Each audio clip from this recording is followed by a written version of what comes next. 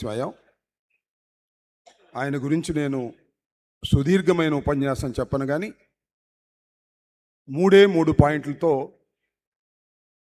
నా ఉపన్యాసాన్ని ముగిస్తాను. ముద్రగడ పద్మనాభం గారు ఆంధ్ర రాష్ట్ర రాజకీయాల్లో ఒక సామాజిక ముద్ర వేసినటువంటి వ్యక్తి, ఒక అరుదైనటువంటి క్యారెక్టర్. ఆయన క్యారెక్టర్ని మనం వర్ణించాలంటే వర్ణించలేం. అన్నిటికన్నా మించి పట్టుదల కూడా కాదు, అది చాలా మొండితనం. ఏ విషయాన్నైనా పట్టుకుంటే అది సాధించటం కోసం తన ప్రాణాలను కూడా పణంగా పెట్టేటటువంటి స్వభావం కలిగినటువంటి వ్యక్తి ముద్రగడ పద్మనాభం గారు.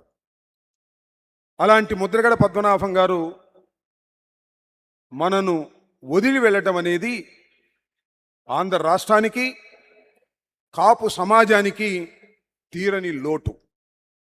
ముఖ్యంగా ఆయన చేసినటువంటి ఉద్యమాలు చిన్నవి కాదు. ఇంతకు ముందే మీకు ఒక వీడియో ఎన్టీవీలో వచ్చినటువంటిది చూపించారు.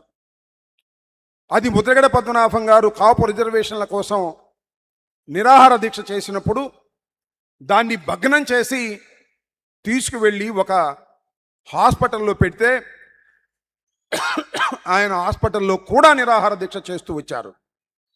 అయోమయమైనటువంటి పరిస్థితి, ఆ గదిలో ఏం జరుగుతుందో తెలియనటువంటి పరిస్థితి. ఆయన అక్కడ ఒక ఆడియో లీక్ వచ్చింది, మీకు గుర్తుందో లేదో, తలకాయ మంచానికేసి కొట్టుకుంటున్నటువంటి దృశ్యాలు. అవి చూసిన తర్వాత ఈ సమావేశం హైదరాబాద్లో జరిగింది. ఆ రోజున చూడండి ఎంత కలయికో.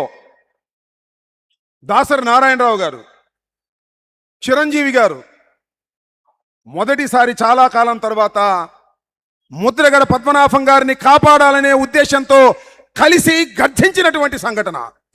అనేక మంది కాపు సోదరులు దానిలో ఉన్నారు. వివిధ పార్టీలకు చెందిన వారు అందరూ కూడా కలిశారు. పల్లంరాజు గారు కానీ, శ్రీరామచంద్రయ్య గారు కానీ, అనేక మంది కలిసి ఈ సమావేశం ఏర్పాటు చేసుకొని తర్వాత మాట్లాడిన తర్వాత సమస్య డిజాల్వ్ అయింది. ముద్రగడ పద్మనాభం గారు బ్రతికి బయటికి రాగలిగారు. లేకపోతే ఏం జరుగుతుందో అనేటువంటి ఒక ఉత్కంఠత రాష్ట్రమంతా వ్యాపించింది. అలా ఒక మంచి కలయికని ఈ సందర్భంగా చూపించాలనే ఉద్దేశంతో మన నిర్వాహకులు చూపించినట్టున్నారు. ముఖ్యంగా నేను చెప్పదలుచుకున్నది ఒకటే, ముద్రగడ పద్మనాభం గారి గురించి సుదీర్ఘమైన ఉపన్యాసం చెప్పవలసిన అవసరం లేదు. కానీ ఒక అరుదైన రాజకీయ నాయకుడు, అనేక పదవులు చేశాడు. పదవులు ఆయన్ని వరించాయి తప్ప పదవి కోసం ఎప్పుడు పాకులాడలేదు. ఒక్కటి మాత్రం చెప్పగలను, రాజీనామా అంటే ముద్రగడ రాజీనామా అనే ఫేమస్. చాలామంది రాజీనామాలు చేశారు.